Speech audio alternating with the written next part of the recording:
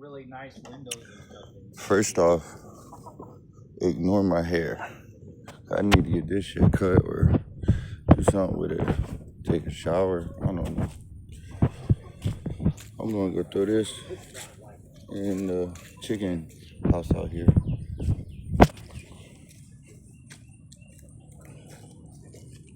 They eat the watermelon rind, but I just wanted to come on here and say this last couple of weeks, man, has been really tough, really frustrating, really hard. Lots of obstacles, lots of curveballs thrown my way. Where I was staying, my buddy got arrested. He was going through some stuff, schizophrenic, autistic.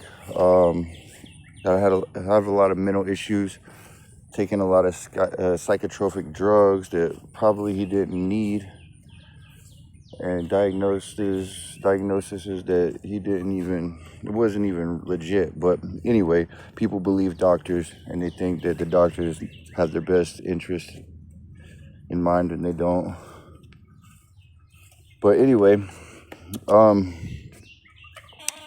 been going through some stuff these past few weeks, and I was just like, man, I need to go to the sober living, but I don't want to go to the sober living because, not necessarily that I couldn't quit, but just the environment, being around people that want to stay up all night, and I needed sleep. I needed to find a job. I was looking for a job, I couldn't find a job, and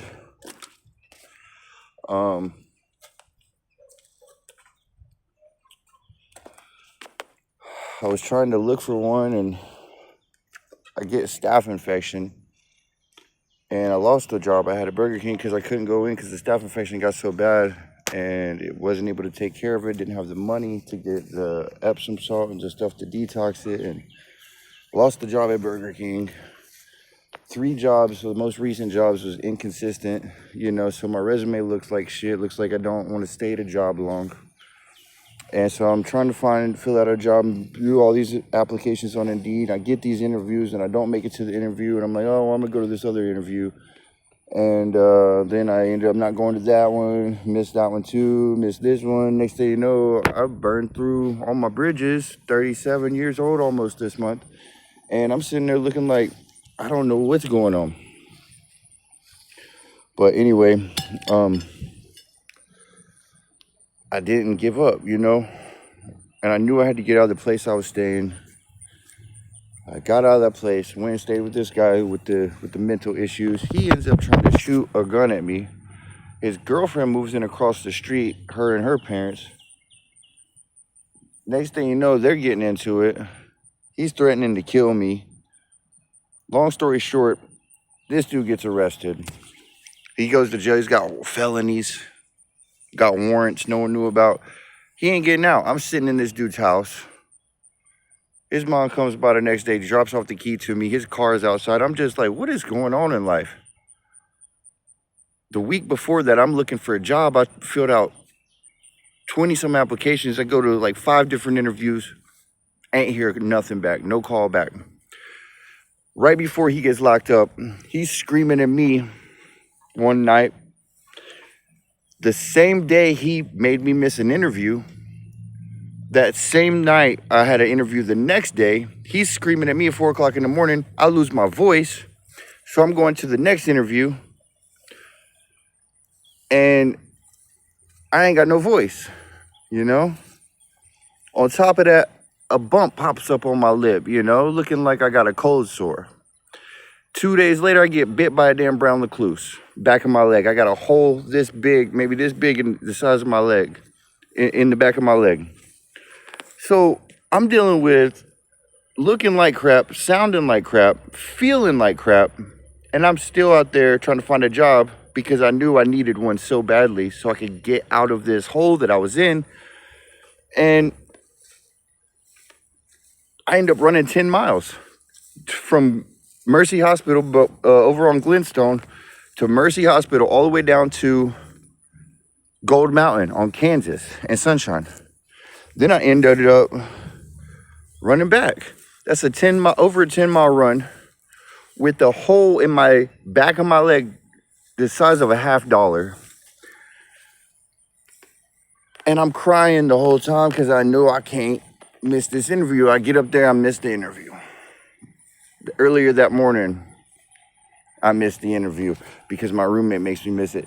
Then he gets arrested the next day. All this stuff is going on. And I'm like, man, I can't just sit in this dude's house while he's in jail. I'm about to just go to the sober living. Screw it.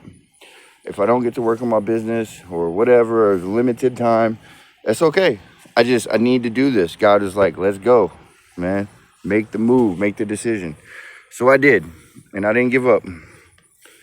And I got over here to the sober living, and 2 days later, I got a job. The spider bite's getting worse though. I had to go to the hospital and get a numbing shot and then have them stick gauze down in there and lance it open. I get the antibiotics. Well, today I just finished my last round of antibiotics. My bite is healing up. It looks a lot better. I found a job over here at the McDonald's on Kansas and Kearney. I'm sober for 4 or 5 or 6 or 7 or 8 days. I was doing dope the whole time I was over there. Looking a fool, sounding a fool, can't get a job, going through this pain, lost my voice, bumps on my lip, looking fucking retarded. Sounding retarded. Mentally, cognitive functioning, not there. But I didn't give up. And now I got this job. I got a paycheck coming on the 9th. I got a stable place to live. I'm going to be able to save over $1,000 a month now with the hours that I'm getting up here at McDonald's.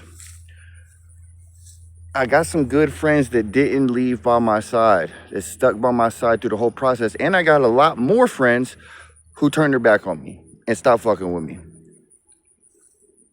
It showed me who my real friends are in the dark days. Bob Marley says, you know who your real friends are? He says that real friends are like stars. You can only see them when it's dark around you.